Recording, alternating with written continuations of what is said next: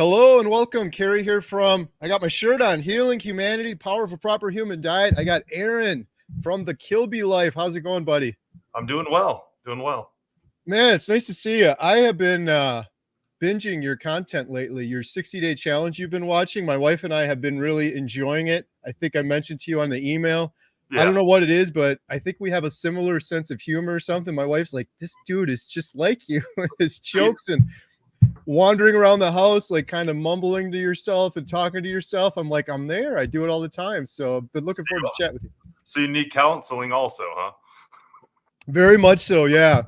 We this is it right now. This is the counseling. I was going to get into it and ask you some questions, see if we could figure some of this stuff out together. But looking forward to chatting with you. We got a bunch of people on already. Hey, if you guys have a question for me or Aaron, please post it in the sidebar. And yeah, maybe we'll just jump right into it. I know, Aaron, you came on. I'm trying to remember because it was kind of a blur, but I think it was the 10-hour live stream that we did a long time ago. Yeah, I did the 10-hour one, and I came in at like rapid fire, at the lightning round. So I was like, okay, it was time to go. But it was good. Yeah. Honestly, I didn't organize that thing well at all. It was crazy. I'm like, yeah, everyone just come in. And then we're like, whoa, this is kind of nuts. There's more people than we can handle.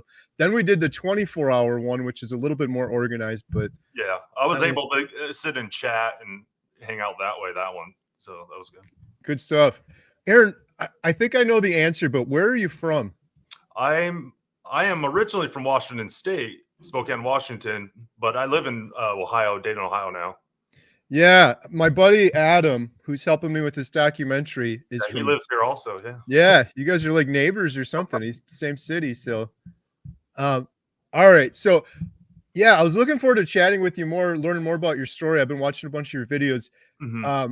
I guess maybe I'll start out with the general question. We don't have to talk about only carnivore, but how did you find carnivore? I know you're coming up on today's day 699, tomorrow's day 700. Yeah, it's crazy. I'm half where you are. I'm almost coming up on 1 year. So yeah, how did you find carnivore? Just the usual, get on YouTube and just looking at low carb diets. And I came across Dante Ferrigno right off the bat, and I was like, well, this guy he's got some change going. You can eat only meat, because I've heard you tell that story. I was like, okay, he can only eat meat and not die. Okay. I saw that, and then I saw, just Dr. Peterson was talking about it, and it happened just I was just having problems with my doctor, and I got online, and I Googled like type 2 diabetes, is it curable? And like that kind of stuff came up, the low carb diet. So I just started doing some research on YouTube. Was your type 2 diabetes pretty bad? No, I mean, the highest my A1C got was 6.6. I brought up the numbers over here so I wouldn't catch myself lying, but yeah, 6.6. But I had pre-diabetes for quite a while, and my doctor never even said anything. But yeah, I mean, it got up to 6.6, and they said, "Oh, you have type 2 diabetes," and that's when I started doing the research. Right. Did you ever do any other diets before this, like keto or calories? Or I mean, I'm pretty lazy. I mean, I'm innovative. So I try to make up my own diets, and it's like I tried keto, but keto was complicated because you had to like check all your fat macros, and like that's exhausting. So keto to me was just staying away carbs and sugars, and so I tried that, but it was easy to go to the Chipotle after work and then just mound it up, and it was too free. It wasn't restricting enough for me. And then I did a diet where I allowed myself to eat only fruits and nuts for breakfast and lunch. Ooh. And then I could have whatever I want for dinner. And I lost some weight in that, but then I ended up felt like I was starving to death all the time. And so I've made up some diets and tried it, but like would always get off the diet. Yeah. Yeah. Keto. It's crazy to me now that I'm a carnivore. And you still hear like doctors or people saying, oh, keto, I don't know about that. That's dangerous. I'm like, yeah. You kidding me? Like salad and low carb vegetables and a little bit of protein's dangerous? Like what? You should see what I'm doing now if you think that's dangerous. But yeah, I did the same thing. And the thing that messed me up with keto was all those keto snacks. But I go to Chipotle, like you said too. And I'm like, yeah, this isn't bad, if I stick with the meat. But then you start mounding everything onto it. And you're like, a couple taco shells. What are those, like 10, 15 carbs? Got some fiber in there. I'd always end up overdoing it. That's the thing I think that's awesome with carnivore is it's the only thing I've ever done where I'm like, wow, this is just natural. I'm not even thinking about it, counting macros, trying to calculate things out. I'm not forcing myself. I don't feel starved. Seems pretty just normal for me. I call it no guilt eating. Right. Even though I've experimented and I'm experimenting with counting, paying attention to exactly what I'm eating, but on carnivore, it's not that difficult. It's like easy. So, but I'm just doing it as an experiment because I've been on it 2 years and I'm, trying to pursue health and try to be as healthy as I can and just see what my body needs and those types of things. I'm having fun with it is what I'm doing. Right. Yeah. So what sort of results are you seeing, I guess, for people that aren't familiar with your story in terms of your type 2 diabetes, weight loss, any other changes you've noticed? Well, I mean, my diabetes, I've got my A1C down to 6 or 5.7, which is, if it's 5.6, it would be not pre-diabetic. And for some reason, I can't get it lower than that. That being said, they do an estimated total. And I've heard that your blood cells live longer on a carnivore diet because they're not dying all the time. So you might have a higher tick. And I'm not sure why it hasn't been lower, but essentially I'm pretty much not pre-diabetic or diabetic within 90 days. Because it was in April. No, I look at these numbers, August, December. Yeah. Within 90 days, I was at 5.7 and I've stayed there for the next year and a half. And so I got rid of my diabetes right off the bat.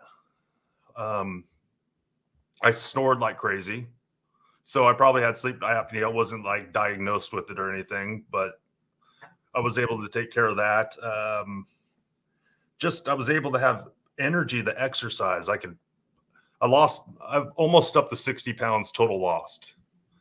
And that's with working out all the time. So maybe it was more, I don't know. But, right. Some of the things that always stuck out to me that were monumental was when I was able just to put my shoes on without sitting down and being out of breath. Or when I, can get on the ground and work on a car, I'm rolling around the ground. And I was able to do that. I bought a smaller car because I could fit in one now. I could. Nice. I'm just trying to think offhand some of the freedom I got. Oh, and I jumped up on something and I grabbed it, and I was pulling myself. I was like, I'm doing pull-ups. I could barely even climb a rope when I was in high school. I'm like, what is happening to me? I just started getting stronger and healthier, and I'm like a kid again. I've seen you do some of that stuff you're doing. Jazzercising out on the farm. Right. Yeah.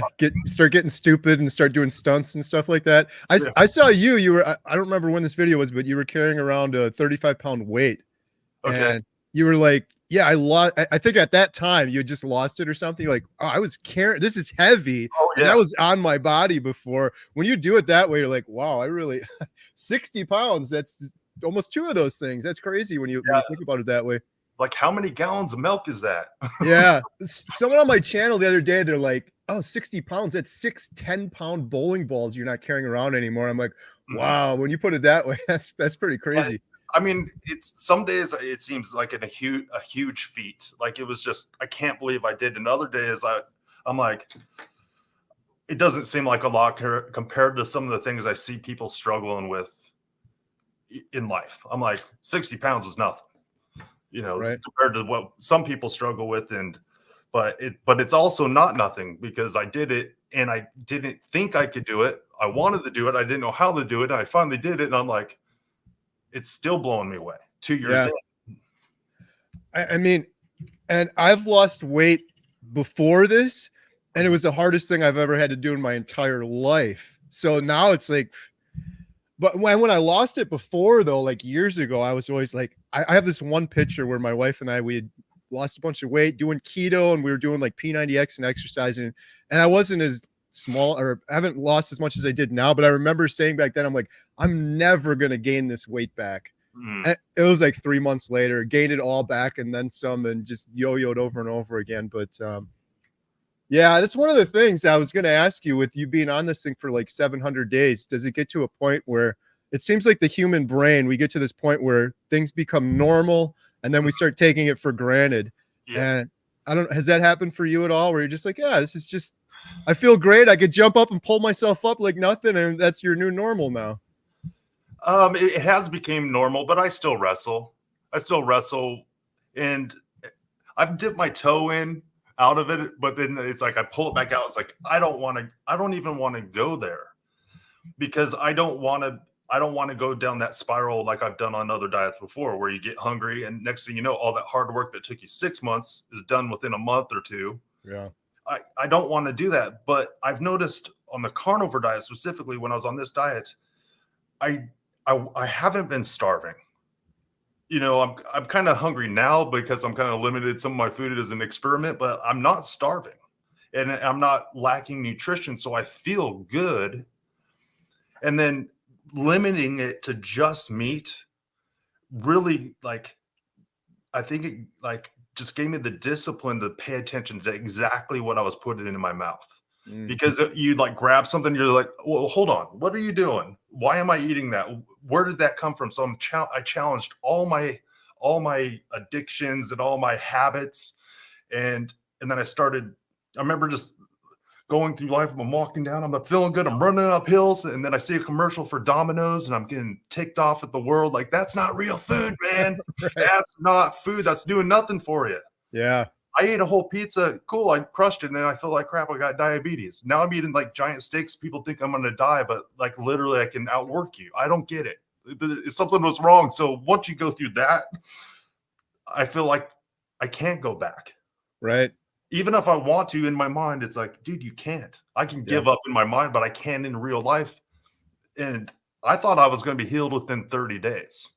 I'm coming up on 2 and I'm still not totally healed. I still got health to pursue. But the health that I found was way better than what I was expecting. Right. Wow. Yeah, for me too. The Domino's or just walking around in the grocery store now gets me fired up. I'm like, this is just all garbage, waste. I was poisoning myself. I'm like, I'm trying not to be dramatic, but I think it really was a slow poison, especially with that sugar. But my biggest thing for me was I just had horrible depression, anxiety for many, many years. I was on so much medication for that. And this is the only thing that's fixed it. When I did keto, it helped it a little bit, but that's kind of my big why. I am terrified to fall off the wagon because I don't want to go back to that depression, anxiety, sort of mental health issues. I was going to be a question I had for you too. I had horrible, besides the depression and anxiety, I had the worst brain fog. And I used to think it was because I'm a dad. I have triplets +1. I got 4 girls. Okay. And you have more children than I do. Can you tell the audience, I guess, what's your situation going on there? That could be a long story. So I also have 4 girls. But I also have 4 boys. Wow. And only one, I have a set of twins in there of boys, but not triplets. So I have a lot of kids. Yeah. Wow. I was gonna ask you if you had any twins or triplets. I know you had the 8 kids. One set, yeah. What a blessing. I always say we're doing pretty good for a couple that were told by a doctor that we couldn't have kids. Yeah, I'd say so. You proved them wrong. Those doctors are so wrong about everything. It's like everything they say, it's the opposite. Yeah, but you're talking about brain fog. Yeah, I had the horrible brain fog before, and I thought I'm just tired. I'm working. I got all these kids. We got triplets running around. I can't keep track of things. But on carnivore, it cleared. And I noticed it cleared, but then I noticed like, whoa, it was way worse than I even pictured. And someone said to me, and this sticks with me, they're like, you don't see the fog while you're in the fog. And I'm like, ooh, that's a good one. And so it feels like on carnivore now, I'm thinking a lot more clearly, like my cognitive ability to just find words. I used to be like to the girls, I'd be like, go empty the thing with the water, and it's like every single thing. It was like a game of charades. Like I was a stroke victim or something and they're like, what are you saying, Dad? Just like, could you write it down on a piece of paper? Like, what's wrong with you? I don't have that anymore. So I hear other people say that. Have you had any issues with brain fog or noticing any cognitive changes on carnivore? Well, in preparation for this, I started watching back one of my old videos because it's been a while. And I'm like, okay, was like, my brain fog is lifting, but I don't remember what it's like to be that guy. So right now, I really don't know. I still have a problem coming up with words, but in the video, I was like, I'm thinking of things faster. My brain's working faster. And so I came out of the fog. And I'm not like a big wordsmith. I don't have a silver tongue. That's not my gift. I stutter and stuff like that. And because I'm distracted and I'm going 3 ways at the same time. But I feel like I can focus better. Yeah. But I just don't remember what it's like as much. But that's why I watched that. I was like, oh yeah, it was worse. Right. Yeah, maybe it's one of those things too. It just drives me nuts with humans. We're doing the healing humanity thing, and I was talking to someone the other day, and I'm like, does humanity need healing? Well, I think, yeah, they do, because of obesity, diabetes, cancer rates, all of these issues. But if you ignore all of that, I feel like when I was on the standard American diet, eating a bunch of sugar and junk food, I had the brain fog, but I was also so fatigued and tired, I think, just because I was putting the wrong fuel in. And it was like I would just go along to get along. I'd do the bare minimum. Of course, I love my children. I want to spend time with them, but I'm like, I'll go outside and kick the soccer ball around. Now I can barely stand up. Like, I'm so tired and exhausted. So that was kind of one of my recent carnivore epiphanies. It's like I feel like most people on the standard American diet, they're kind of just dragging. They're like getting busy dying, doing the bare minimum, riding the couch, just trying to get through the day. And it's really no way to live.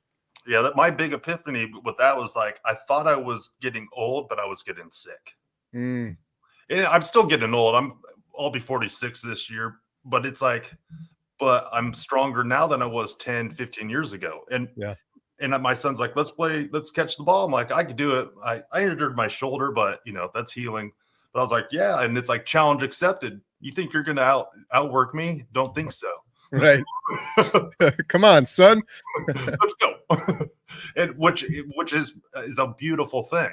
Because part of the reason that I did this diet in the first place is because it was the most extreme. Because I needed help. I was scared that I had diabetes, and then I had high blood pressure on top of that. And I just knew, like, I didn't know a lot about health. I know that you put those things together and it is not good. So I was scared because I have a wife and 8 kids that I need to be around for and I want to be around for. And then you just get a sense like, what if I'm just headed towards the grave? Right. I need to do something extreme. And then I did something extreme that I realized, no, it's not that extreme. It was just eating normal food. Right. Trash. Isn't that the craziest thing with this too? Because I see loved ones, you probably see this too, extended family that are just suffering so bad. And you're like, it's just the food you're eating. And then they'll say to me, maybe to you too, I could never do what you're doing. You're crazy with carnivore. And I get it, because I kind of thought that in the beginning, but now that I'm doing it, I'm like, this is like one of the easiest things. I'm eating steaks and I'm feeling great. Like it's so much easier than I ever would have thought. Like the only diet I've ever done where I'm not thinking about it, calculating things, starving myself. But everyone I talk to, they're just like, I could never do what you're doing. And I'm like, it's kind of frustrating because it seems pretty easy after you do it for a while. Yeah, I mean, I see that with my own mother. I was just talking to her recently. She's got diverticulitis, and she's going to the doctor, and she's have all these symptoms, and then she's having thyroid problems. It's hypo, and it's hyper, and then it's hypo because they have her on the wrong medication. It's up and down. She's gaining weight. She's losing weight. I'm like, Mom, I'm on YouTube telling people about the carnivore diet all the time. Like, it literally will help all these things. It's like, stop eating salad. Eat some meat. Right. I will buy you hamburger and ship it out there. I don't care. It's like, at least try it for a while, because you think you can't. But once you start getting some of your health back, you're not going to be able to stop, because you're becoming a different person, and the sickness that you have. I'm not saying it's going to fix everything, but you don't know how well you can be and what's holding you down. And to have new hope when you're middle age or older, in your 60s or whatever, that's a big deal. It's a big deal. Yeah. That's been one of the things that's really surprised me and put a big smile on my face. I've been getting lots of comments on some of the videos I've been doing, and so many from folks that are in their 60s, 70s, even 80s that are just thriving on carnivore. And I'm like, I could never imagine being like 70 or 80 and being like, yep, I'm going to just toss all that behind. I'm going to just start eating meat only. But there's a lot of people doing it. And it's crazy. They're like, all of my peers have these mobility issues and these aches and pains and ailments, and they're going around on the walker. And I'm like, I'm just fine. It's just inflammation. So much of it's just inflammation, arthritis from the foods we're eating. Yeah. Yeah. All right. So the next question I had for you, you're doing this 60-day challenge right now. Can you tell us a little bit about that? Yes. BBE?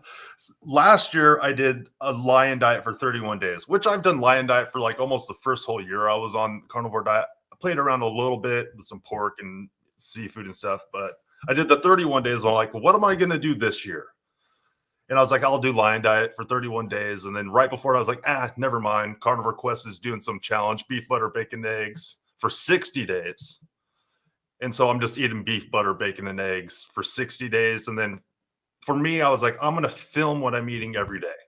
Right. Which I can't remember why I'm doing it. Like halfway through it, I'm like, what? Why am I doing this? Why am I tracking my macros and just that kind of stuff? But I've read a book about the macros and stuff like that. If you're lifting weights and things like that, to try to get the protein and fat requirements for your body and figure that out. But ultimately, I was trying to do it for myself as a challenge, gain some strength, some self-discipline, just see how well I can do in it. But then like, how many times it was like, what do you eat in a day? Well, here, I got 60 days of what I ate in a day.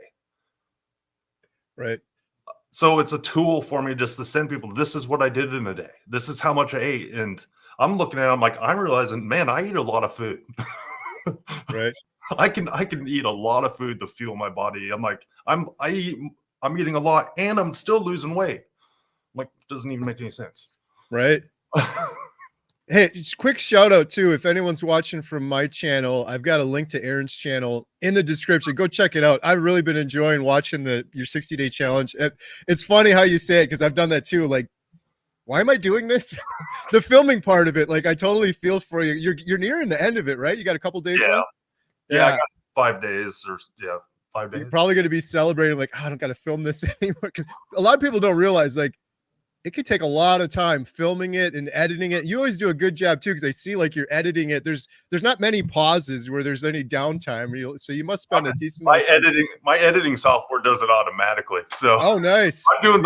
I'm doing the least work possible. And if there's flubs and things are messed up in there, I just leave it in there because it is what it is. I'm just putting myself out there, a real guy, like just doing it. Yeah. And I'm really trying to do it. And I got the accountability, and maybe, I don't know, some people are like, I don't have your self-discipline. I was like, I'm not very disciplined. You don't know me.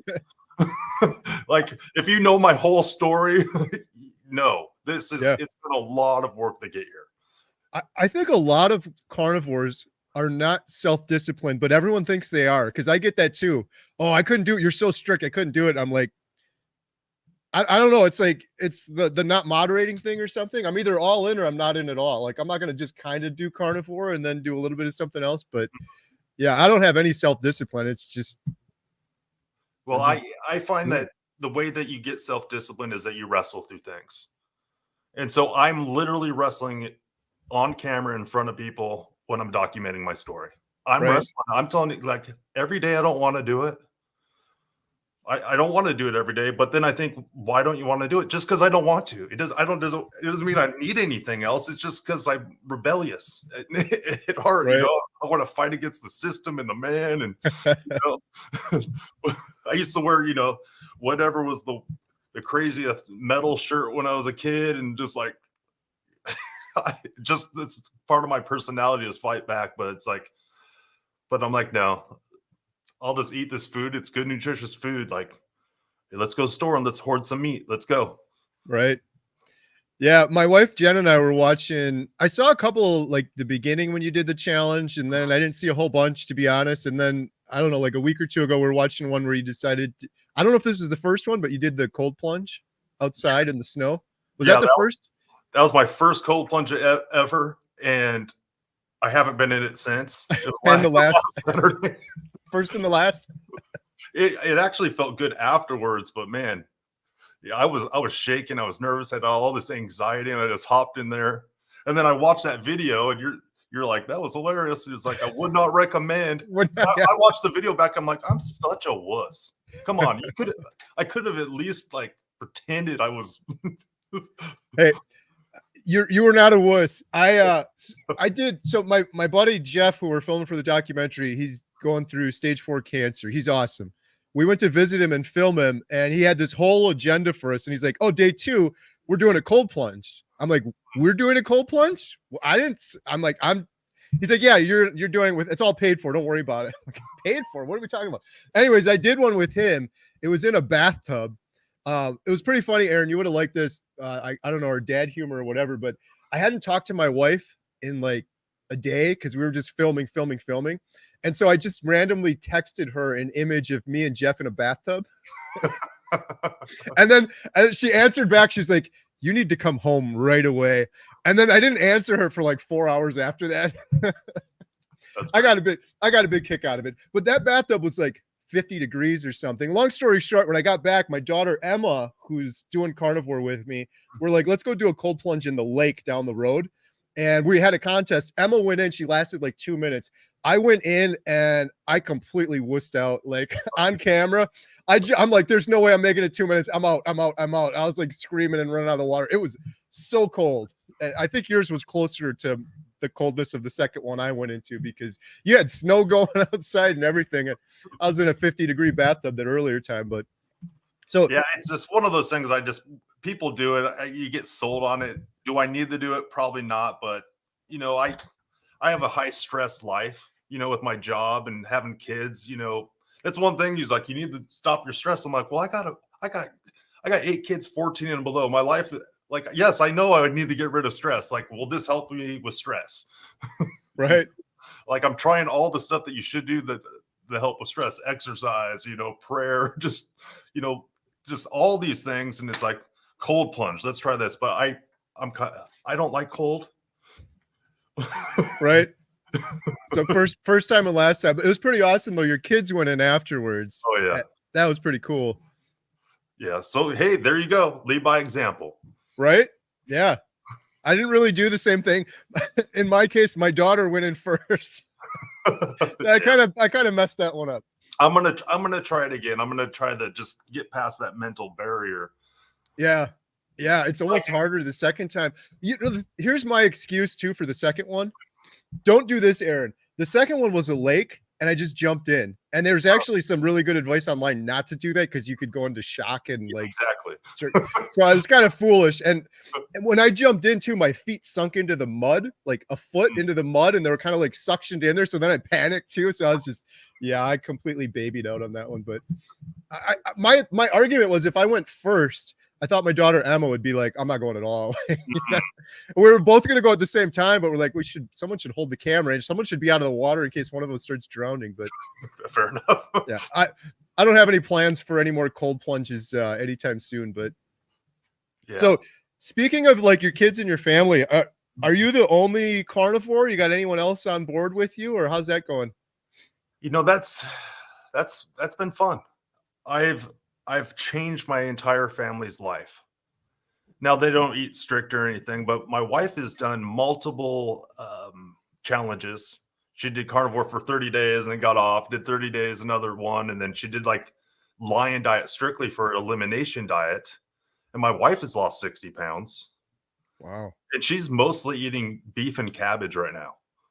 She likes her cabbage. Okay. Cooked cabbage with the beef. And she just goes to it. None of my kids are strict carnivores, but when I cook on Sundays, I'm usually doing carnivore meals and stuff like that. So we've been doing small changes, like replacing certain things with other things and trying to do the best for our kids without being too extreme because, we start like, we need to eat this. And some of my older kids are like, "I hate this. Right. Why are you making us do this? Like, I miss our old life." And Yes. so it's like, so I'm trying to be sneaky and just like a little bit here and a little bit here. Cause I don't want the pendulum to swing. And then once they get out on my roof, like I'll go all the way this other way and just rebel. Well, they can do whatever they want, but as a parent, it's a very difficult thing to go through. I didn't realize how difficult it was. So I'm trying to lead by example the best I can, and it has impacted my family in ways that I'm forever grateful. Yeah, that's great.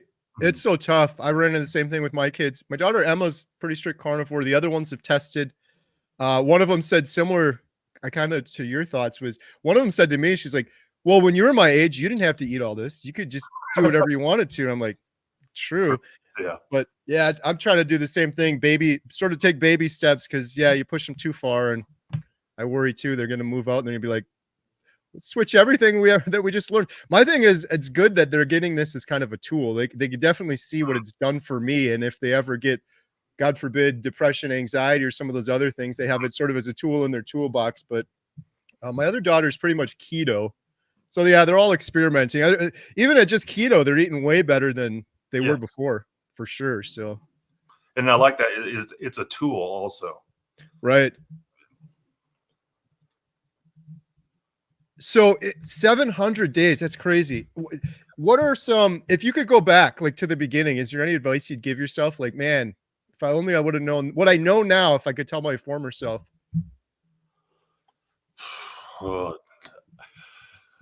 Maybe, I don't know. If I told myself I'd be almost 700 days in, I probably wouldn't have done it.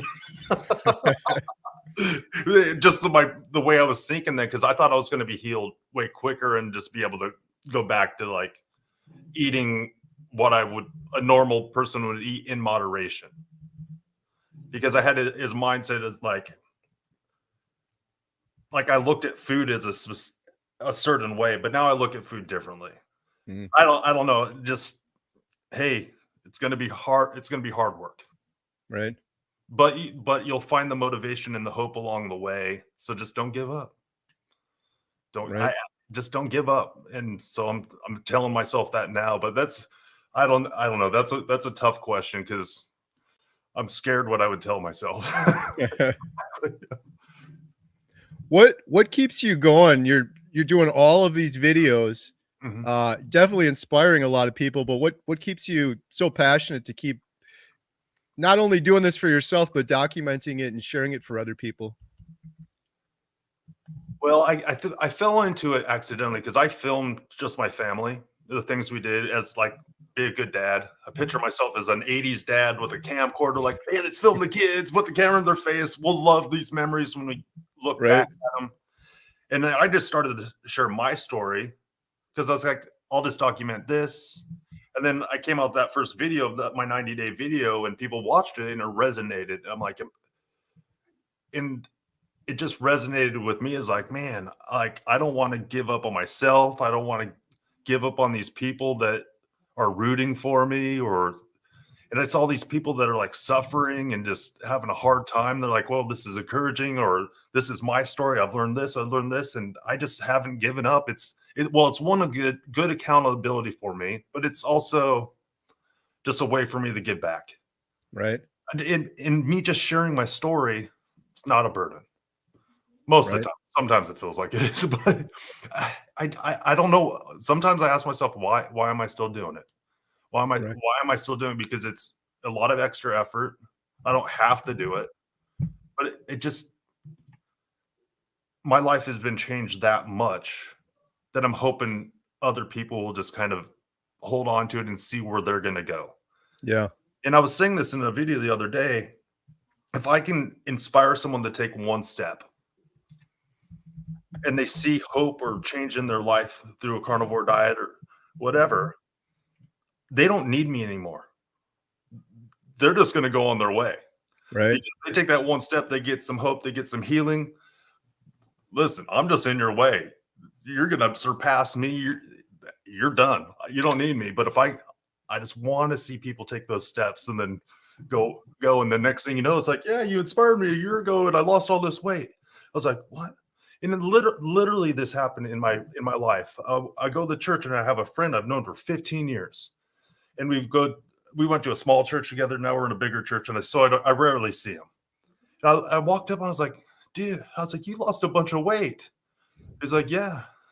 I was like, what did you do? And I thought he was going to say something stupid. Ozempic. Yeah. I was like, he's like, let's talk later. But he's like, I went on the carnivore diet.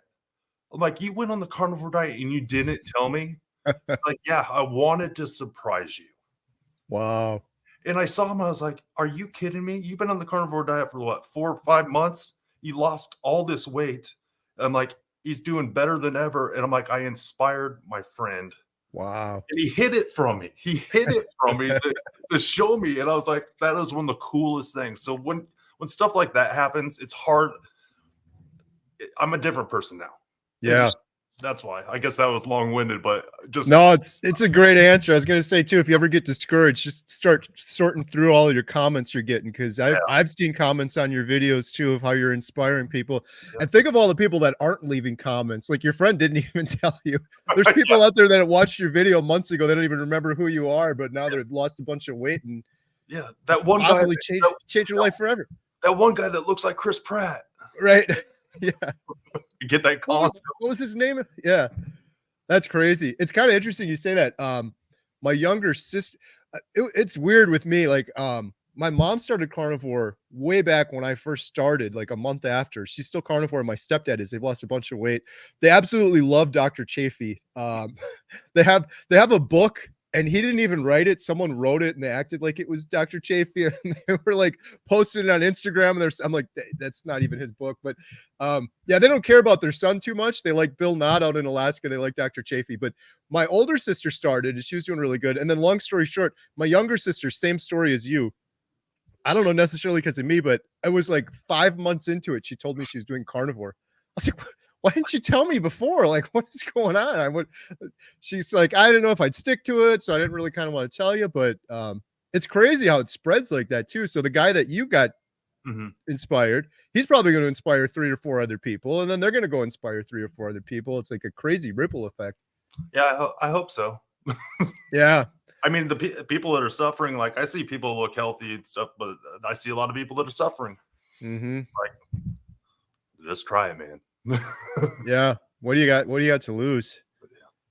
Yeah. I did the 30-day update video, and I've been doing homesteading videos for 8 years on YouTube. I was only going to do this one video, and it's similar to you. I had some comments where people were like, oh, you inspired me. And then like a couple months later, I started when I saw your 30-day video now, and I'm no longer depressed. I got a lot of my videos were on depression and mental health issues. So I've got quite a few of those comments. And when someone tells me they were hopeless and now they have hope, I'm like, it turned into like, oh, this is going to be fun. Let's do a YouTube video to, oh, this is kind of important to, oh, this is almost like a responsibility now. Like if I don't share this information with people, like what kind of person am I to kind of hold this back from people, sort of thing. And then we decided to do the documentary for the similar reason, just to, there's so many people out there that are hopeless, and I don't think they need to be.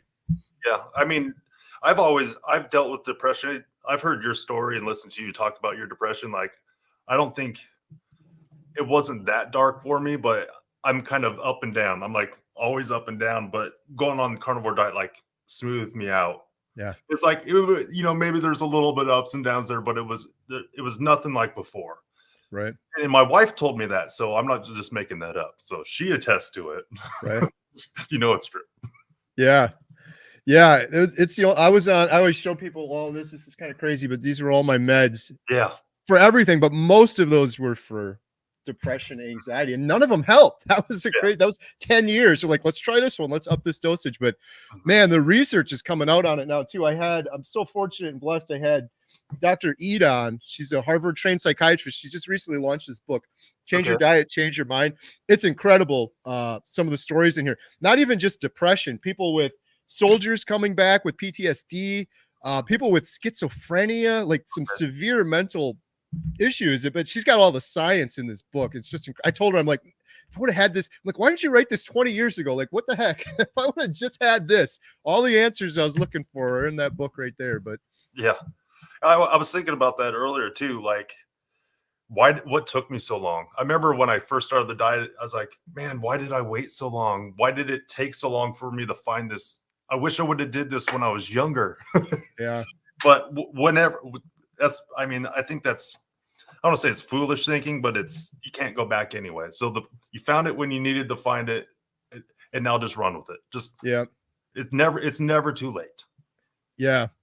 Yeah. My only problem I've really had on carnivore is I thought the same thing, mainly for my children when I was so depressed. I'm like, why is dad sad? Why is dad like a zombie? To change that for them. But yeah, you can't change it. So I just got to do the best going forward. My only issue on carnivore now is I feel like I'm kind of making up for lost time and I'm trying to do too much too quick and still got to have an important balance with the family and the girls and keeping everything balanced out, which I'm getting better at now. But initially on carnivore, we have all this energy, like you're saying, oh, I can lift myself up. Like, what is going on here? You just got this excess energy and like, oh, I could do this. I can work on this now. I can go after this sort of thing now. And I always hear that. Look what I can do. Look what I can do. Like from Superstar or whatever that was from. Right. Look what I can do. Yeah, you can do that or whatever. Right. I get myself in trouble at work, jumping up on the counter and stuff. And they're like, "What are you doing? You're crazy." I'm like, "Well, can you do it?" Right.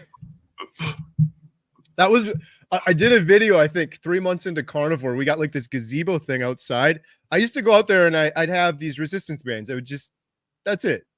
Good exercise, right? But then I looked up and I was like, I think I could do a pull-up on that thing. And I did a pull-up and then I was like, I think I could climb up on that thing like without a ladder and then invert myself and do push-ups. And it's so stupid. It's like, what am I doing? I'm out here in the woods. Like if I fall off the thing, I'm going to break something. And I actually have a video where I was just doing pull-ups and it was wet. I slipped off. I landed like right on my head. So anyways, I kind of learned my lesson. I got to relax a little bit. Of course, I had to put that on YouTube and share with everyone. They're like, dude, you gotta chill out. But it was that same thing. I was like, I think I could do that. I think I could do that. Yeah. Do my own stunts now that I'm a carnivore. So yeah, I love your videos, but I feel like we have the same sense of humor. I don't know if it's because of all the children or what. I find myself wandering around the house sometimes. I talk to myself a lot. I'm filming myself talk to myself. And just some of the things you say just crack me up. So anyone that's watching, I go check out Aaron's videos. It's I try to get myself in trouble. Right? Well, because it's how my brain works. I'm like, I'm just gonna say it. I'm just gonna say it, whatever. And then I'll ask for forgiveness later. I caught a little bit of your video before this one, and you had your shirt around your head like a ninja. Well, what was that? What spurred that on? Well, I was just so happy to have bacon and eggs. I don't know. It's still good. I have no idea. Something got in my head, like just like have like comic relief to a video, like put the ninja thing over my head, and then I was like, I'm over here, but I forgot to hit record. So that was actually the second take. So my family's in the background because they came down mid the first one. I was like, oh man. So I hit record again and then did it again. They're like all watching me. It was like, what the heck is wrong with our father? That's my husband right there. Just having fun. Just, using energy and having fun, feeling like a kid and allowing myself the ability to play. Right. It's awesome. I'm just not a grumpy old man yet. I get excited over bacon and eggs too. I don't know if it was your video today or yesterday too. You kind of you inspired me to do something differently. Okay. You were making bacon, and I think you said 4 pieces, 6 pieces. I don't know. I'll do 5. Here's my problem, Aaron. Like my daughter Emma, that's carnivore with me. She'd make up bacon, and she'd make up like 4 pieces, and she'd make a huge mess in the kitchen. And then she'd eat the 4 pieces and leave none for me. So I'm like, Emma, she makes it in the air fryer too. I'm like, you can put the whole package of bacon in, just make the whole thing. And then dad'll have some, you're making a big mess anyway. So, but now every time I make bacon, I got that in my head and I'm eating way too much bacon. Long story short, I got to do you're sitting there compromising with yourself and talking yourself through it. I'm like, I need to just do that. I need to stop with the thing. Well, I'm on the specific, I'm trying to hit my exact macros. And so, but it's like, I enjoy what I'm eating, which is good, but I don't want to eat too much then because then I won't be able to eat as much later. Right. And which I hate the fact that I'm even doing that because I've done the no guilt eating and just eat when you're hungry. And I mean, the first year and a half, almost exclusively, I did like a 4-hour eating window. So I'm just experimenting and I gave myself like the ability to eat breakfast if I feel like it or not. Right. And just trying to play with those freedoms that are okay on the diet, because I've done the work and just see how I feel, if I feel different or But there's intuitive eating, but I'm also slow. Right.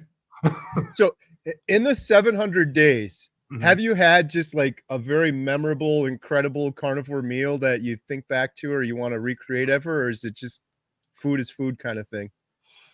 That's I mean, that tenderloin that I had the other day that I dipped in butter, that was really good. Because I rarely eat tenderloin because it's lean, Yeah. but I ate it and I had a big thing of butter and I was just uh, I had some more last night too because it was so good. I was thinking about it and that was like recent in my mind. But I was slurping the butter. My wife was looking at me like she was going to punch me. It was pretty funny. Should have got that on film. um, I think I bought like a grass fed like once I really got into carnivore early, I got online and started buying the grass fed stuff because we was like grass fed's better. And then I realized how expensive it is for me to eat, 2-pound steaks or whatever. But I bought one of those big cowboy ribeyes, Oh yeah. grass fed. I cooked that thing up. Like there is no way I'm gonna eat all this thing. I could have ate 2 of them. I Nice. could ate. It was so good. I was like crying. This was so good. And then I can eat a lot of meat. I can eat a lot of meat. Nice. Yeah. I was at, I just get into these routines where it's just the same thing every single day. But my wife and I were at Costco and I walked by and I've been to Costco a million times. I got a neighbor that's got grass-fed beef and it's really inexpensive, but he's been out lately.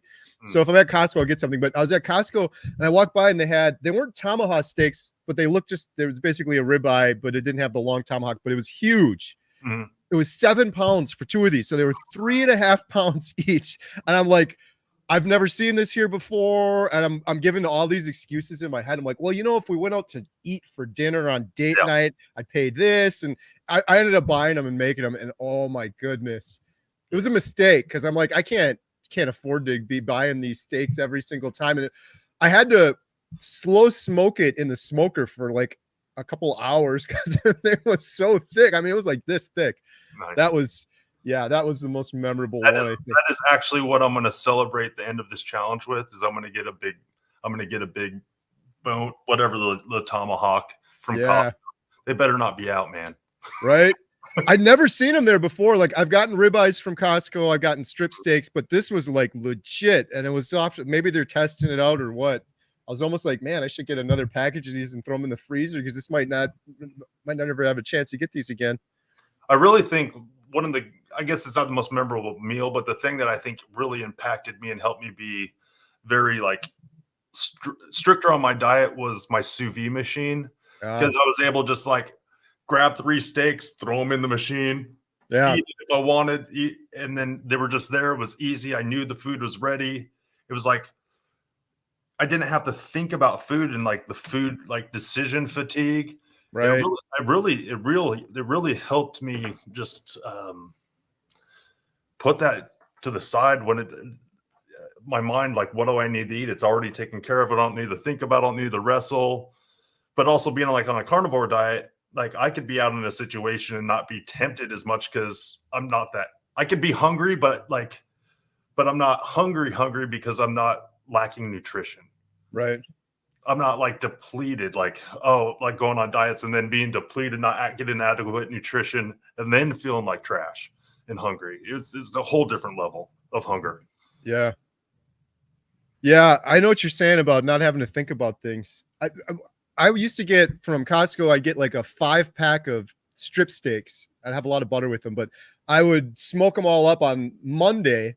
And then I'd smoke them so that they weren't quite done. A little bit more rare than I'd like. And then I just put them in the fridge and then I put them in the air fryer, bring them up to heat. And every day it was like Tuesday, Wednesday, Thursday, Friday. It's done. It's there. It's like 4 minutes in the air fryer or something. Things warmed up and I'm good to go. It's it's funny how something that seems restrictive and boring is actually freeing. Yes. Yeah. Oh my goodness. One of the benefits of carnivore for sure, I never anticipated. Like, I'm going into this to lose weight. I'm going to this not to have depression anymore. No, I have all this, like, it's liberating not have, what are we going to eat for dinner? Like all of the ingredients and junk before. It is so nice. So much time saved too. Yeah. All right. Hey, should we take some questions from the audience? Got quite a few here. Let's see what we got here. Shout out Michael. Thank you. Gifted 10 HomesteadHow memberships. That's awesome. Thank you very much. And then we have a couple new members, Rebecca Thomas, Al, and Tony. Thank you so much. Anyone that becomes a member, every penny we get goes 100% towards the documentary. So we really appreciate it. Adam and I just filmed Dr. Barry like 3 weeks ago. And we hooked him up with some of these shirts, and we're like, I don't know if it's the right size or whatever. And his wife Nisha just posted a video today, and he was wearing this very shirt. So we're like, yes, That's cool. it's got it. That's pretty awesome. It was pretty surreal meeting him because I found Carnivore the same way as you. Is Dante. I'm like, this guy's insane. And then I watched a million Dr. Barry videos, and like, that guy's my hero. Like, if I could meet anyone in the world, I was thinking about this, probably would have been Dr. Barry. Like, well, movie star, president. No, Dr. Barry. Like, I don't know. Yeah, I really don't know anyone who's changed or helped more people probably than that guy.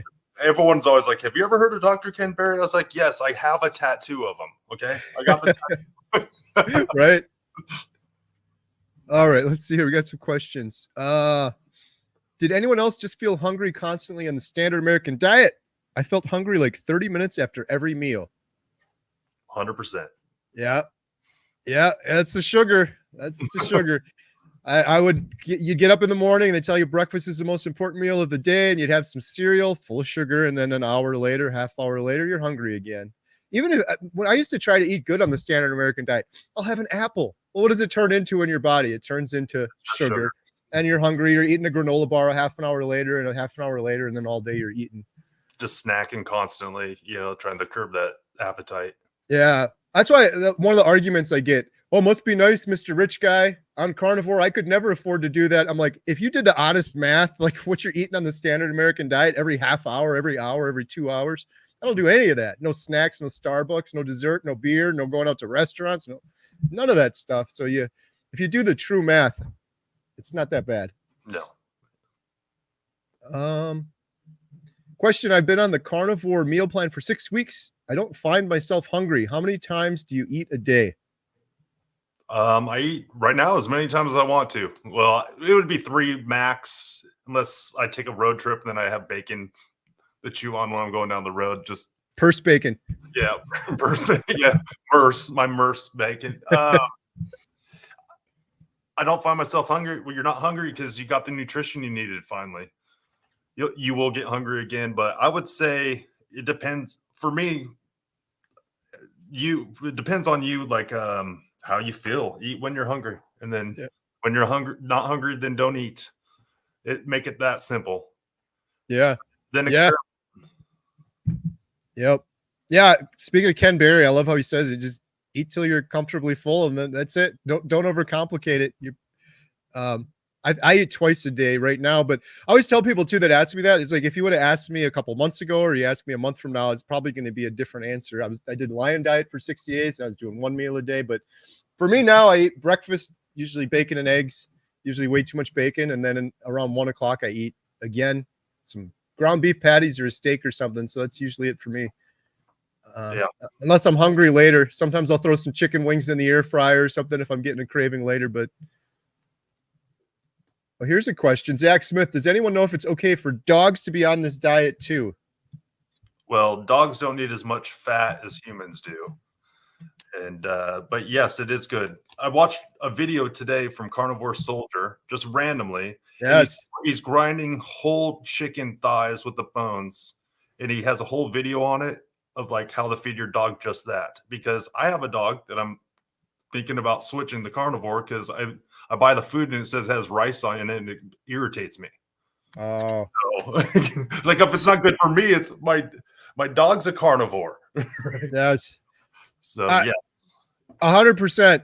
Shout out Larry, Carnivore Soldier, Aaron. So Larry, I watched that video too. I did a video with Larry, and I was thinking about getting my dogs on carnivore. This was I think 6 weeks ago, maybe. So he's like, oh, I did this video. I watched it. So I've been feeding my dogs just like Larry does. Chicken thighs through the grinder. It's been amazing. Like, it's been amazing. You could totally, they're wagging their tails more. They're like they're just like us. Like, look what I can do now. They're like running around. Their coats are all shiny, prancing around. Yeah. And the thing that messed me up, and I don't want to mess it up for you, Aaron, but Larry sent me this other video, and it was like what they really put in dog food. And I'm like, I can't unring this bell now. I can't unwatch this video he sent me. And I'm like, I'm going to do it now.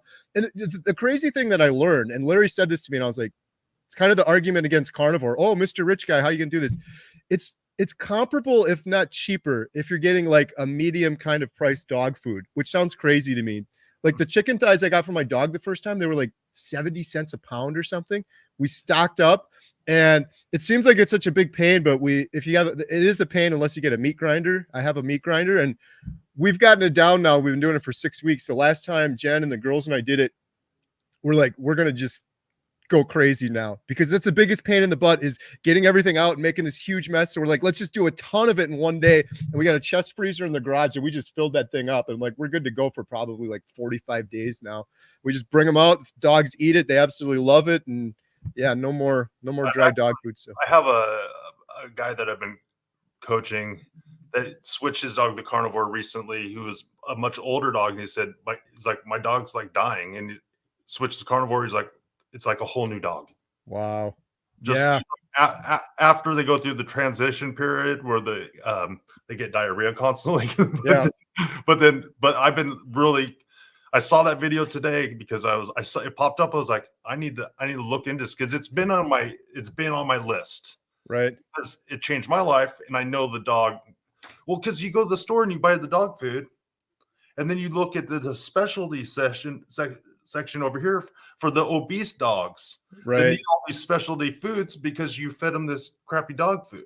Yeah. It's just like humans. It's just like humans. You know, the crazy thing with that whole story is it's just like people are like, cereal, that's like dog food for humans, basically. But actually, the whole dog food thing came about from cereal and like Kellogg's. It's crazy, because dog food used to be in tins and cans. And then World War II, they had rations. So they're like, how can we make dog food and put it in a paper bag? Oh, I know, let's just feed them like we do humans. We can over process the food. The crazy thing with the dog food is, though, they don't have some of the same restrictions. So there's restrictions on human food baggage, like how many forever, this is just crazy that this is even a thing. How many forever chemicals can we allow humans in their packaging? They don't have that for dogs. So there's all sorts of crazy things like that for dogs. It's really nuts. But to your point, like with the diarrhea and stuff, you mentioned this, Aaron, it's so true that's one big difference is on carnivore, it's all about getting fat for humans. It's different for dogs. They need less fat. So there's some really good websites. I think on Carnivore Larry, he gets into it too about getting the ratios and stuff. There's calculators for the weights of dogs and all that stuff. Yeah. I think here's another comment from Jen. Zach, Sean Baker, MD Podcast says, feed dogs lean meat. They don't need the fat like humans, but do your research. Take care. Your dog is going to love you even more with a carnivore diet. Yeah.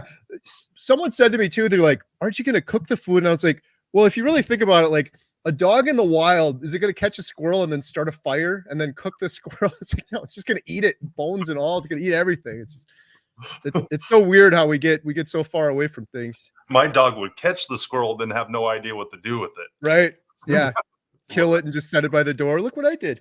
Yeah. Question from Susan. Hey, Aaron, before I watched the playlist of 60 days, did you add cheese, raw milk, or fish sometimes? No. But I have on the carnivore diet, I've experimented with cheese, no raw milk. And for a while, I was doing fish Fridays. After my first year, I added fish Fridays. I'd have salmon or shrimp on Fridays. Why? Just because. Just change it up a little bit. I call it Fish Fridays because they both started with F. Right. Yeah, but I found out that cheese for me causes inflammation. And so my joints would start hurting, that kind of stuff. So I steer away from it, but I still like cheese. So sometimes I'm like, I'll have a little bit and expect the pain, and it's still worth it. Just here.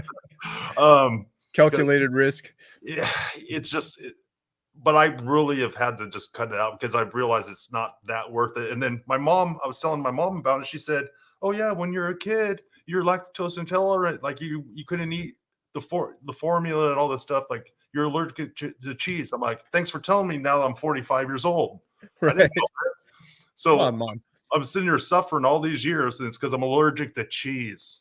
Yeah. Something in the cheese. There's something, I'm telling you, if I looked at like all the comments I've gotten over the last year, one of the big ones is people are like, I stalled out on carnivore. And this is earlier on. One of the doctors or someone, I heard them say this, like, well, try cutting out the cheese and see what happens. And so that's my just go-to reply every time now. And every time I do that, there's like 50 comments under it where they're like, yep, I was on carnivore, I stalled. It was the cheese, I stopped, and weight loss started happening again, or inflammation went away. It seems like I think there's a lot more people in the world that have different levels of maybe on the spectrum of lactose intolerance that don't realize it, or something going on there. So yeah, the cheese or heavy cream. Yeah. Yeah. That'll be a slippery slope. Right. Michael, hey gang, new carnivore here. Just started Monday. I'm down 7 pounds after spending 6 years in a bed. My box of pills is bigger than Kerry's. Great to be here. Awesome. Welcome. Thank you, Michael. Thank you for gifting the 10 memberships too. That's pretty awesome. Wow. Andrew Garcia, what's the best thing for fatigue? Only worry I have. I find if I wake up and I drink some salt water, can help. That's one thing that I had a coach tell me, is like, are you salting your water? I said, no. It's like, salt all your water. I was like, all your water? It's like, yes, salt all your water. And it has really helped with me, but then I still forget to do it sometimes. But fatigue for me is I'm either need to drink some salt or I need to eat more food. I could, you can still undereat on a carnivore diet because we get it in our minds that it's a diet, but it's a lifestyle. Like, we're limiting it for certain goals, and sometimes I think we'll hurt ourselves by not eating enough. Right. I'll eat more and then I'll lose weight again because my body is in a less stressed state. Yeah. Yeah, good stuff. I was gonna say the same thing. My buddy Jeff, on a journey to be cancer free, he does a 5-day fast. He just hit his 40th every other week, 5 days, 5 days of not eating anything. And he does the same thing Aaron just mentioned. I think every morning he gets up and with his water, he puts some Redmond salt in. And he's like, instead of just having a big glass, he'll just do like a shot. It's just like, he's like, it's ocean water. Just get it over with. And I haven't really had many issues with fatigue other than when I was doing some fasting stuff, and that helped every single time. It's amazing how fast it'll help too. It seems to work pretty darn quick a lot of times. Actually, the last time I did a 72-hour fast, I was like, I felt better 3 days in without food. I mean, I still wanted to eat food, but I was like, dude, I was like, I had so much energy. Isn't it weird? Yeah. So Jeff, he had to do a 5-day one. I'm like, I'm going to do it with you. So I did a 5-day with him. And by the end of it, it was so much easier because when I was on the standard American diet, I tried fasting before. It was hard. It's not as hard on carnivore because you're already in ketosis if you're doing carnivore, right? So you don't have to get over that hump. But yeah, by the end of it, like, how do I have all this energy? I haven't eaten anything. I'm only drinking water every day with a little bit of salt here. There is crazy. All right, let's see. We got a couple more questions here. Susan says, love your realness, Aaron. Thank you, Susan. She watches all my videos. She is the best. She's awesome. She's got to be like a power commenter. She's so supportive, always leaving good comments across all the channels. Andrew's asking, thanks so much for that. Any supplements besides salt to taste? I mean, I've experimented with supplements. I tried like a K2 thing just because I have coronary artery disease because I got that CAC score. And it came back like 122. And then someone on here suggested I try like a D3 K2 thing. So I've tried that. I can't remember the last time I took one though, but I have some beef liver pills because beef liver is like, and so I'll take those every once in a while. Does it do anything? I have no idea, but people suggest things, so I just try it. Yep. But nothing. I'm trying to think. I keep forgetting to take my D vitamins, which I always get lower in the winter, but I keep forgetting to take them. So I'm just not in the habit of taking them every day. So that's it for me. You and I are on the exact same page. I got those beef pills, the liver pills. Do you eat liver or any of the weird organ meats or anything?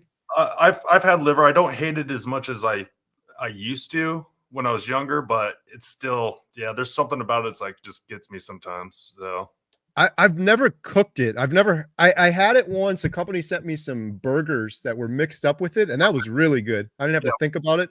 A friend of mine gave me a beef liver, and I got it in the freezer. It's been sitting in there for 4 or 5 months now. Just like I don't know how to cook it. So I take those liver pills, and just like you with the vitamin D pills too, I keep forgetting to take them. The thing is, I had baked liver poorly cooked once, and it just like I just remember that. But I've raised rabbits for years, so I have like rabbit livers Yeah, that I'll throw in when I'm grinding meat sometimes, and just nice. have some of that in there, just because then I don't taste it. But rabbit livers or chicken livers are not as potent as a beef liver. Mm. Hey, it's our buddy Brett. Who's your carnivore? I smoked a tomahawk tonight. OMG, probably my best yet. How can anyone say carnivore is boring? Yeah, every time I eat a steak, I think that. Not bored yet. Still not bored. Brett is awesome. We're doing a meetup here at the movie theater on The March night 9th. Yeah. March 9th, and Brett's coming up for it, which is amazing. He came to the Chicago meetup we did with Dr. Hampton too, so that's going to be pretty awesome. I think I saw Sherry in the comments too. She's local. I think she's going to be coming by too. So I'll have to put a link in the description. I haven't officially announced it yet, I guess, but I'll have to put a link in the description. It should be fun. Dr. Tony Hampton is going to be there. I saw something today about it. Yeah. I think I sent an email out about it or something. I can't remember. I was going to I've been intending to do a video just to kind of officially announce it, but yeah, if anyone's interested, it's going to be, we're not charging anything. It's completely free. I think it's going to be kind of cool, Aaron, because like we do a lot of these live streams, the 24-hour live stream, it's always kind of preaching to the choir. Everyone's carnivore already. But for this event, there's going to be carnivores coming, but there's also just individuals that are maybe experimented with keto, or maybe they have mental health issues or type 2 diabetes. They just like, what is this proper human diet thing? I want to learn more. So Dr. Hampton, we're going to have him on the big screen. It's going to be really cool. Fill the seat up. He's going to stream, but he's going to be on the big screen. He's going to be able to see the audience. The audience will be able to see him. Audience can ask questions, or people online can ask questions. Hopefully, this is the plan in my head. And I'm like, I should probably test all this out and make sure this is, God forbid the internet goes out that day. I don't know what we're going to do, but we'll have to come up with a plan B. Who's your carnivore? Sub to the Kilby Life. Yeah, 100%. Raquel, I think I'm saying that right. Hi, Kerry. Do you drink anything other than water, like unsweetened tea, etc.? No, I'm very boring. I was never a coffee drinker. I was addicted to diet soda for years. I used to go to the gas station right across the street, started off with the little Diet Mountain Dew, and then would get the bigger one, and then get one like it's like a gallon, and then I'll be like, oh, it's been a couple hours. I go back and get 2 of those a day, but yeah, I just drink water now. Nothing else for me. What about you, Aaron? Anything else besides water? So yeah, I mean, I've gone back and forth with coffee. I've quit it, got back on, quit it, got back on, and it's just been kind of but like black coffee. I was doing cream, but I had to cut out the cream because that would stall progress. But water, I've actually like experimented with some of the flavored like element electrolytes and stuff after a while, especially in the summertime. But I gave up all my energy drinks. I haven't had a Red Bull in 2 years almost. Nice. And I used to pound those things down like crazy. Right. So have you turned into like a water snob, or can you tell the difference between different types of water, or you're like, I got to have this one? The water that comes out of my fridge is better than the tap. I know that much. Yeah. Not really. I just, as long as it's cold and it's wet, right, I'm pretty good. Toby's carnivore question: did BBEE for January accept coffee? While I drink coffee black. I don't know if that's a question or not. Did BBE for January? Yeah, I don't know if that was a question, but maybe rephrase it if it was, because I don't see the question in there. Yeah, so I technically have failed my challenge because I started drinking a little bit of coffee again because I was going to give it up for the whole 60 days. So right, not perfect. You gotta turn in your carnivore card now. Yeah, I mean, again, yeah. Oh, here we go. Getting some advice from Patrick. Just eat fruit, rice, starches, and exercise outdoors regularly. Okay. I mean, all right. Let's do it. You want to do a 60-day challenge, Aaron? Fruit, rice, starches? Yeah, I'll just might as well just invite diabetes back into my house. Right. That's exactly what's going to happen. Yep. Yeah. I got a couple of these left, so I'll just have to start taking some of those again. I always find that funny. I don't know if you get that comment, but I've had that one a few times where people are like, you would have done the same thing if you just ate fruit and eliminated that junk food and the processed stuff. Could have had vegetables and fruit. And I'm like, no, because actually I pretty much tried that before. I did keto for like a year where it was salad for lunch, salad for dinner, some stupid low carb vegetables like broccoli or cauliflower, like a little piece of chicken. I'm like, that's pretty much plant-based. That's pretty much like 90% plant-based other than a little piece of chicken because I was too scared to eat meat because I was told it would clog my arteries. I was miserable. I was still on all those pills and I was still depressed and I was still anxious and I still had IBS and I was still snoring, all of those things. So I mean, I've probably earned some metabolic health back somehow over all this time, and I probably could have some of that stuff without much issue, maybe every once in a while or something. But what's the point? It led me down a place that I didn't like going. Yeah. So I'm not. I watched a video once where a guy ate a Snickers bar and did his blood work, and then he ate a banana like the next day, and the banana raises glucose more than the Snickers bar did. So fruit is, I'm not going to mess around with my glucose spiking. I am not doing it. It's not healthy. It's not good for me. I don't need it. I did this video a while ago and some people got mad, but I don't really care. It makes me mad that, and I just get mad about things because I'm a grumpy old person now. I don't know, but that vegans can say, I'll never eat meat again. But I said this on a video. I'm like, I'm never eating fruit again. I'm never eating vegetables again. I just decided I'm not going to do it. And I got pushback from carnivores. They're like, you're making us look bad. That's too extreme. You can't say that. And my argument for fruit is kind of like yours, Aaron. It's full of sugar. And people keep saying this to me too. Well, in the Bible, it says this. Yeah. And my argument back is the fruit that is mentioned in the Bible does not exist on this planet. It's been changed so much and engineered. Like you look at an apple now, it's like this big. There used to be a little crab apple on a tree. It's like designed to be sugar. My friend, the grains are processed. It's not even the same stuff. Yeah. And then when you get into the vegetables, because if I were to eat anything, I guess vegetables, well, what about those? When I interviewed Ken Berry, I'm like, man, you scared me away from this stuff even more than I was already. But there's so many pesticides, herbicides, glyphosate, and now in the pesticides, there's forever chemicals. Mm-hmm. And I was watching it's this YouTube stuff, watching these videos. Like you saw the thing on the banana and the Snickers bar. I saw this one where they were like, they took some vegetables and they juiced it, they extracted the juices, and then they analyzed it. And they're like, there's enough pesticides in here, we could just put it on other produce and it would still be effective. And humans are consuming that. It's like, with the strawberries. Yeah. So I have it in my head. If I want to try anything, I would probably need to grow it myself because I've enjoyed growing vegetables that I went on a carnivore diet. I'm like, well, I enjoyed gardening, because I'm raising rabbits and I raise quail and a like little homestead, urban homestead thing. Right. But then I was like, well, I'm growing all this stuff, but I'm not eating it. This is lame. And then last year I was like, because the year before that, I was like, I didn't have any of it. Last year I was like, I'm going to try a couple green beans when I'm walking by, off the thing. I was like, this is okay. But I grew it and it was like just snacking. I was like, well, this seems natural, but it's also, it's potentially a slippery slope because I don't want to just go to the store and eat that stuff all the time because I already know where it led me. Yeah. Yeah. I'm the same way, slippery slope. And I was struggling with this too, because trying to define healing humanity, power of a proper human diet. I asked Ken Berry about this too. I'm like, proper human diet. I'm like, well, would that include vegetables from the store that are potentially full of chemicals and glyphosate and all this stuff? And in my head, I've redefined it as a proper human diet is eating foods that are natural for humans. So if you can grow it yourself in some healthy soil and it's not riddled with pesticides, go for it. Like that's great. But that was kind of my biggest realization. I'm like, it used to be like carnivores changed so much for me. I think it's just returning to what's natural and proper for humans.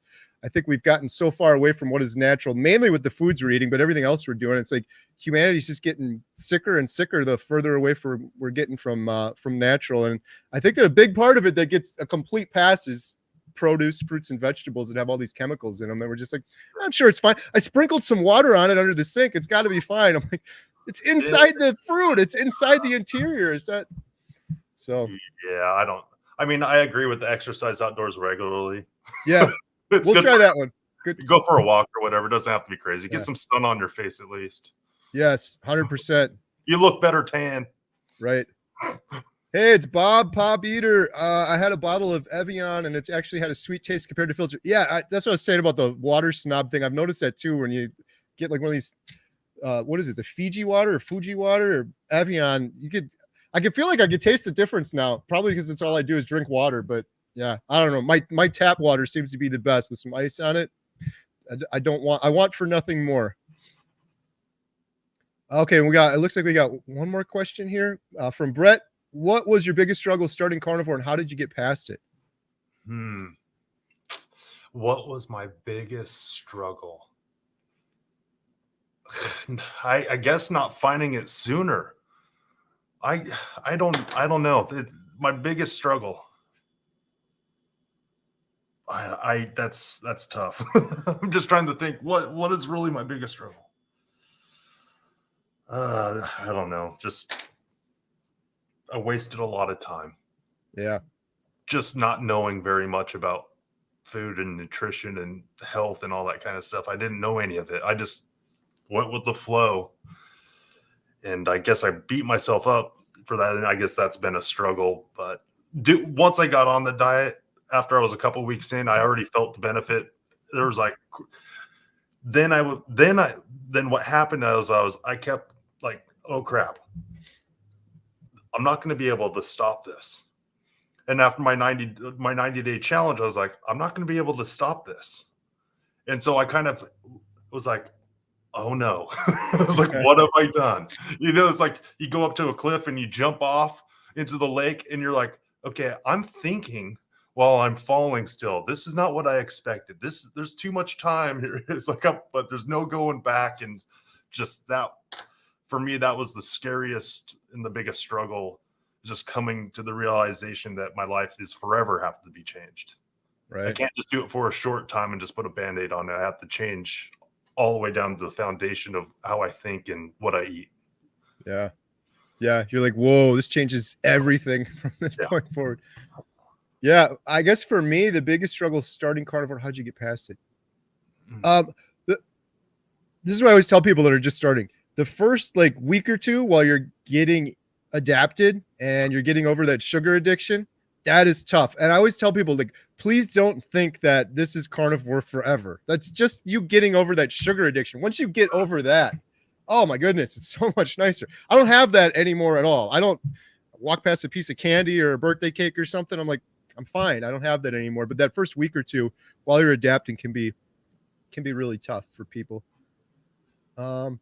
Okay, a couple more questions came in here. I want to get Aaron's opinion on this one. Do you serve popcorn at the theater? Yes, I serve popcorn at the theater. Do I feel bad about it? Yes, I feel bad about it. I had a kid come in before, and he's like, what do you want? He got like a large Pepsi. I'm like, I've just felt horrible. Here's my argument. I get this comment from a lot of people. I'm a hypocrite. I'm a carnivore, and I'm talking about this, and I'm selling popcorn and candy at the movie theater. We sell grass-fed beef sticks. We sell pork rinds. I got special spring water I ordered that we've got up there as well. So we offer alternatives, and people have been taking it. But I still do sell popcorn, and I still do sell junk food, and I'm very torn about it, and I feel bad. If I stop selling it, the movie theater will go bankrupt. We're doing this as a passion project. We've run it for 1.5 years. We haven't made a penny. It's been in business since 1859. But my argument is I can't control other people. And if they want to smoke cigarettes, I could say, don't smoke cigarettes. They're still going to do it. If they want to drink alcohol, they're going to do it. If I stop selling popcorn, the movie theater is going to go out of business, and they're just going to go down the road and get popcorn somewhere else. I'm hoping that they will see our example, Aaron's example, examples from the documentary, and decide to eat like I do and go over to the gas station and get some hard-boiled eggs or eat some pork rinds or something. But I don't know. I'm really torn on it. I don't know. Aaron, what do you think on that? Am I a complete hypocrite? And what would you be doing? I don't know. I don't have a good answer. We're all hypocrites, and anyone that gives you a hard time about it has no idea what they're talking about because they don't have an answer. They're wrestling too. And they're like, just pointing at you. What if the person only eats popcorn once a year? Yeah. And they want to go to the one movie or eat some popcorn. Is that okay? Right. We can't be the moral police for everybody. Yeah. We can lead by example, and not eat popcorn, but you don't know. So I would say don't worry about it. There's probably some things that are probably gray areas, like popcorn and some of the drinks and stuff like that. But there are plenty of things that you're not selling also that are no go. I guarantee that. So Right. I know exactly what that's like because I've ran a thrift store for almost 20 years. So I see lots of stuff, and it's like, well, I have a guy. He's like, I don't want to put out these things because I don't like Twilight. Like, okay, well, the amount of thing you don't like Twilight stuff because you don't like vampires, so you don't want to sell vampire stuff at our thrift store. Okay, but Right. some people like Twilight, so I don't sell nudie magazines. Okay, I don't do that. Right. But some of the other romance novels, borderline. But you can't moral police everyone. Everyone's going to have a different flavor or what they think is okay. So I don't know. That's the fact that you're wrestling with it means you care. So that's good enough for me.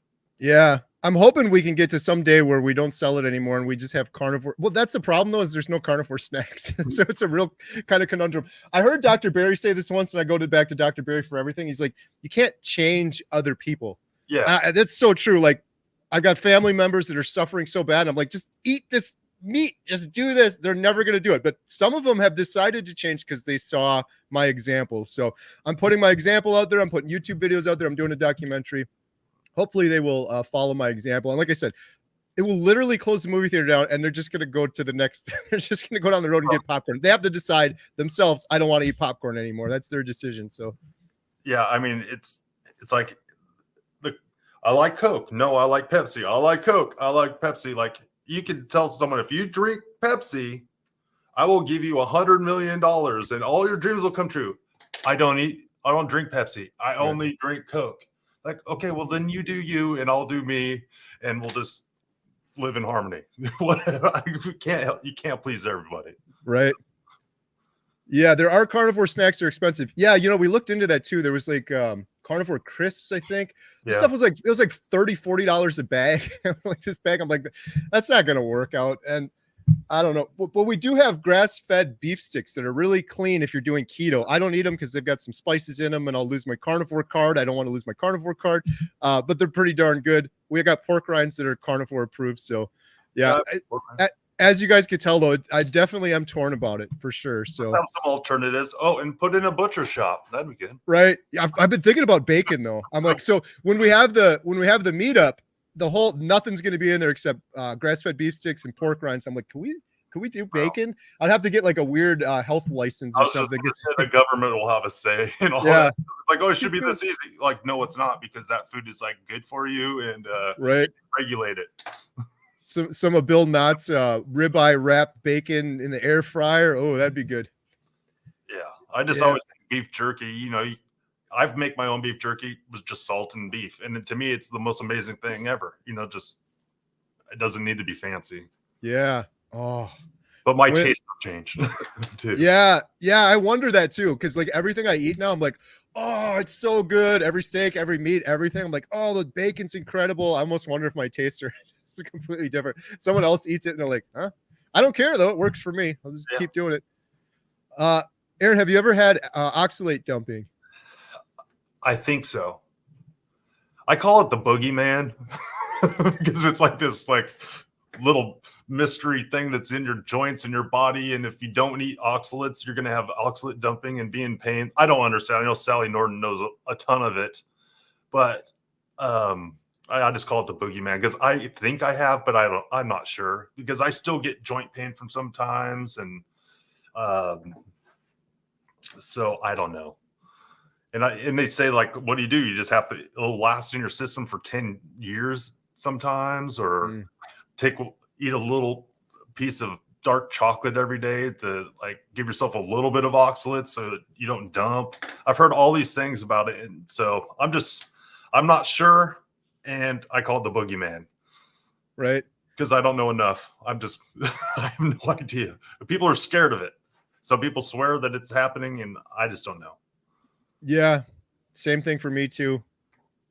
The biggest thing I'm scared of are those what is that tick that you could get bitten from and then you can't eat meat Oh, anymore. yeah. That keeps me up at night. But yeah, the oxalate thing I don't think I've had it. I don't know, but yeah, I've worried about it. I hear so many stories from people about it, but not sure I've experienced it. So let's see. I think we got one more question. Question for Kerry from Kerry. Wondering if you ever got your heart rechecked for the AFib you had. No, I haven't yet. I am hoping to soon. I'll make a long story short. I was scheduled to go in I'll make it a little bit longer. Aaron, I had an irregular heartbeat since I was born. Okay. And it stopped it's like a couple months into Carnivore. My wife and I were watching a movie. She had her head on my chest. She's like, your heart isn't beating weird anymore. I didn't have AFib though. That's different. That's a lot worse. I just had an irregular heartbeat that stopped. I was supposed to go in to answer your question, Kerry. I was supposed to go in December. I had an appointment. It was scheduled like 3 months out. I hate going to the doctor, but I was going to go. I wanted to get my heart checked to see. I also have congestive heart failure. I have a low ejection fraction. I don't know if any of that has changed on Carnivore. I can only tell you before Carnivore, I would stand up and I was dizzy and I was fatigued all the time. Now I feel like I could stand up and I could do pull-ups and I could run a marathon. So I feel like some of that has improved. I've heard the heart performs better when you're in ketosis. So I'm hoping it's improved.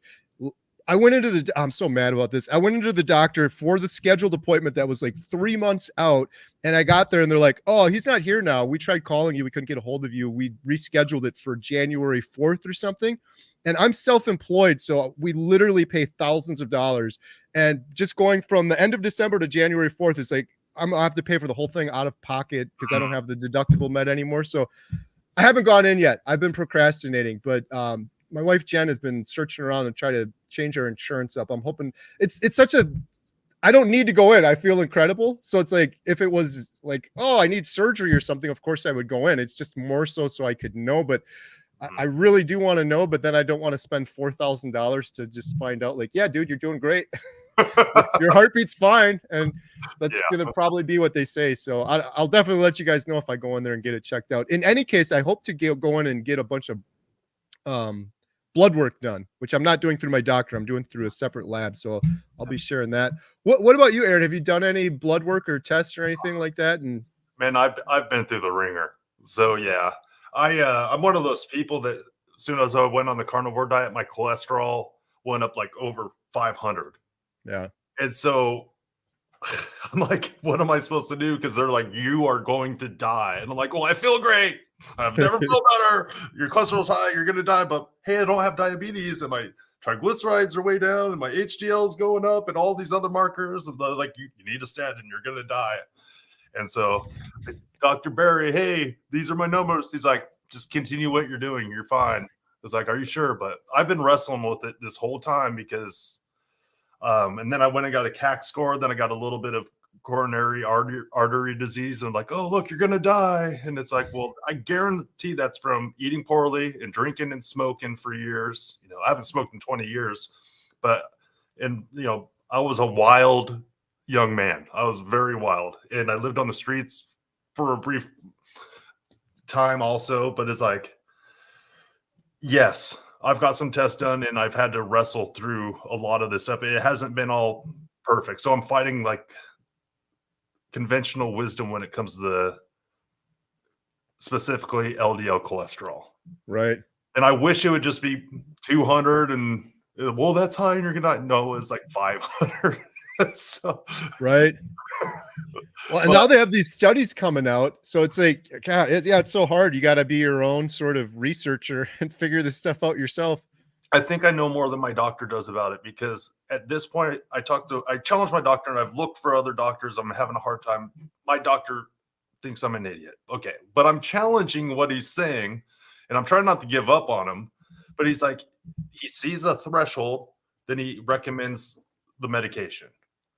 And last time he's like, you have to take the statin. I was like, I'm not taking the statin and I'm going to try to fix it with diet. I don't think it's necessary. He's like, well, you know, well, I don't want you to sue me when you have a heart attack and die. He's like trying to get me afraid of the heart attack and dying. You know, you got a wife, you got a lot of kids. I'm like, and then you leave there just feeling like trash. Yeah. But I also realized I'm like, I think I might know more than my doctor when it comes to this because I've had to do some research because I don't want to die. And I have to wrestle heart disease, diabetes. What one would I rather die from? Well, Right. diabetes, I had loved ones that died from it.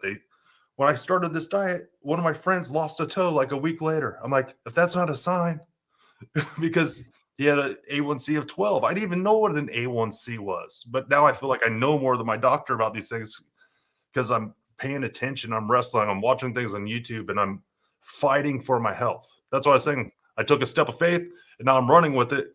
Move out of my way. Yeah. I don't know. So I've wrestled with all those things, and Yeah. Yeah. It's so tough. I was on statins for a few years. I don't know what it is with the statins too. It's like there's such this urgency. Everyone I talk to, like, yeah, they're like, you got to get on statin, you got to do it, you got to do it. And then you hear some of the studies.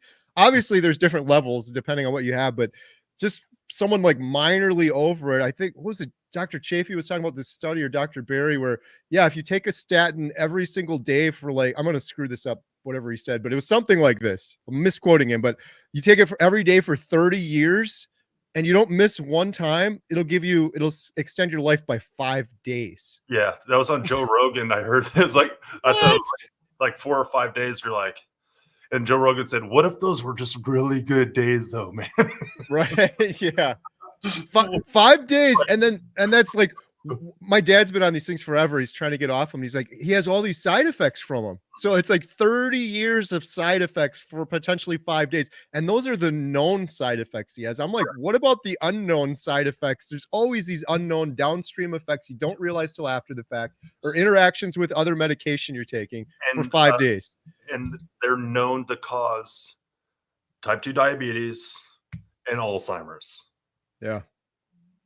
So I'm choosing this path for right now. And, you know, my dad's been on statin again for he's saying 20, 30 years.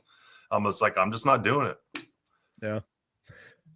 I could see your doctor so frustrated. Like, I'm not doing it. I'm not going to do it. Well, I'm a really, you know, I'm a pretty nice guy. I try to be reasonable, but then it's like, I went to a cardiologist and she was the meanest person ever in my life. She's like, you need to do this, you need to do this, you're dying. And I'm like, look at me. I'm not that. I don't look like I'm dying anymore. Right. I literally just ran 2 miles and lifted weights and came in here and do this doctor's appointment. And because my LDL cholesterol is high, then I'm dying. Okay. And then they like try to tell you, like, if you don't do it, you're going to leave your wife and kids. And like, oh, but then there's a part that, but there's always that part of me that's like, am I making the wrong decision? Yeah. And so anyone that goes on a diet like this, you might have, like, I wasn't expecting to have this challenge when it came to mentally preparing for higher cholesterol than normal, like normal high, like double what someone would say. I got double LDL cholesterol than Ken Berry has, which someone else would say his is high. Mine's double that. So I've had to wrestle through this. There's going to be challenges and things you're going to have to wrestle through in your health, but go for it. I feel like I'm learning, and I'm a lean mass hyper responder or a hyper absorber or whatever it is, but I know I haven't felt better in a long time. Right. So I don't know. Yeah, it's a tough thing. What you're saying reminds me of you take your car in for an oil change, and the guy's like, the frame shot. It's going to be $5,000. Oh, you're okay driving home with your family in the car like that? You're gonna kill your whole family. Okay, well, go ahead. I tried to warn you. It's kind of like that thing, and then you look at it, you're like, it's nothing more. You're supposed to change the oil. Like, what are we doing here? There's nothing even wrong with it. And it's such a tough thing. It's such a, like, for all of us, it's a tough thing. And then not to keep bringing it back, with my buddy Jeff, with the going through stage 4 cancer, trying to figure out all this stuff himself with metabolic therapy and fasting, and he's doing hyperthermia and cold plunges, and he's like, all of this stuff he's figuring out by himself, and he's all alone. He's like, but he feels better than he has his entire life. He feels like he's 20 years old and he's just absolutely thriving. But yeah, most of his doctors would say, you're doing the wrong thing. You should be doing this instead. You should be doing that instead, kind of thing. Well, I lost a friend a few years ago that did what the doctor said. Yeah. At 30 years old. I mean, and I think about it sometimes. If I wish I would have been able to say, okay, stop eating the sugar, stop eating like, let's do some things. And at least, do I know if anything was going to be different? Not sure, but that's one of those things that keeps me passionate. Yeah. Well, for me, it's like if I would have done I believe doctors mean well, and I believe there's a place for them, but some of them are just so messed up. Like the ones that are giving you this advice, like you're going to die if you do this. Like, well, why didn't you ask me what I was eating when I came in? Every single one of these pills was just what I was eating. And these are pills from like 10 different specialists and doctors for sleep apnea, for depression, for anxiety, for acid reflux, IBS, arthritis in my foot. It was all just food, and none of them asked me. So right there alone, that's kind of my qualifier now. It's like, why didn't you ask me what I was eating? If I take my dog into the vet, yes, what are you feeding the dog? It's that's it right there. The vet will always ask, what are you eating, or what is the animal eating? For humans, that's not even the medicine a lot of doctors practice. Yeah. That's not it. They're like, what are your symptoms? We'll treat the symptom. It's like allopathic medicine. That's what they're trained in. That's what you're going to get. You're not going to get holistic training. You're not going to get outside the box thinking a lot of the times. It's literally this. And unfortunately, a lot of them have to do it or they'll lose their jobs, their insurance, their practices, all that kind of stuff. Yeah. It's so backwards. It's basically like, let's skirt around the root cause of the problem and try to give you a temporary band-aid that in reality is probably not going to help you at all. Maybe it'll be a little temporary relief for you.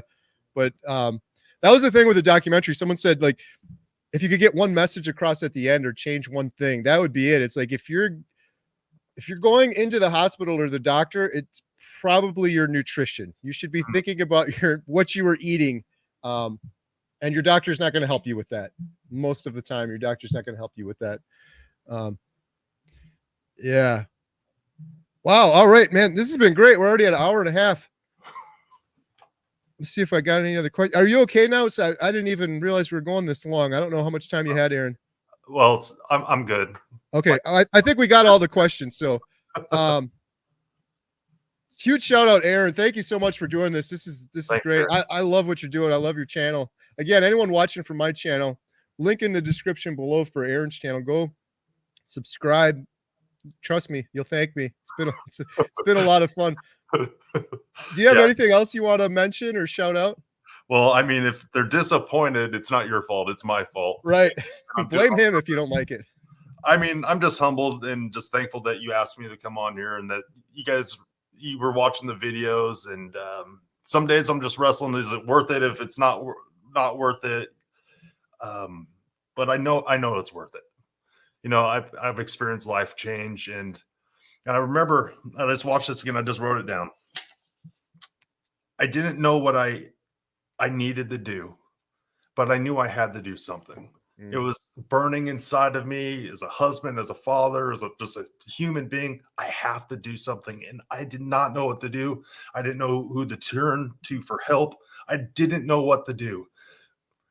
And I went on the most ridiculous diet I've ever heard of in my life, the carnivore diet. And I found the nutrition and the health that I was looking for. And it set me on a health journey for me to pursue and take hold of and be my advocate and learn and be a better person. And I want that for anyone that's struggling. Like, if you feel like you got to do something, give it a shot. Yeah.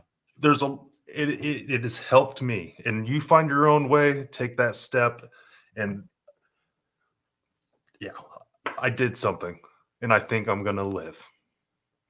That's awesome. Well said. Yeah. Listen to that intuition. If you're thinking there's something wrong with my body, there's something, because no one's going to do it for you.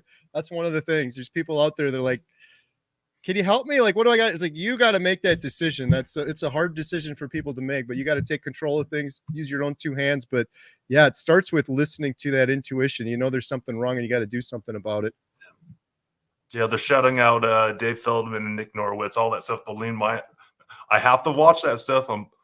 I mean, I could just eat Oreos, lower my cholesterol just like that. Right. Yeah. I'm so happy that those guys are digging into that stuff more. And I think Dr. Baker is too, with his Rivero stuff. Yeah.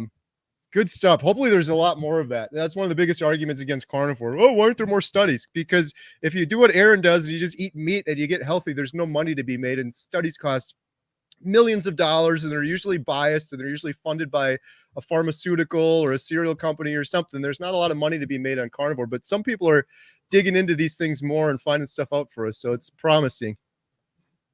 Yeah. So awesome. Well, thank you so much, Aaron. This has been great. If you ever need anything, let me know. I love what you're doing over there, and you're inspiring a lot of people. It's awesome. So thank you so much. Thank you everyone for joining and leaving all the great comments too. Bye.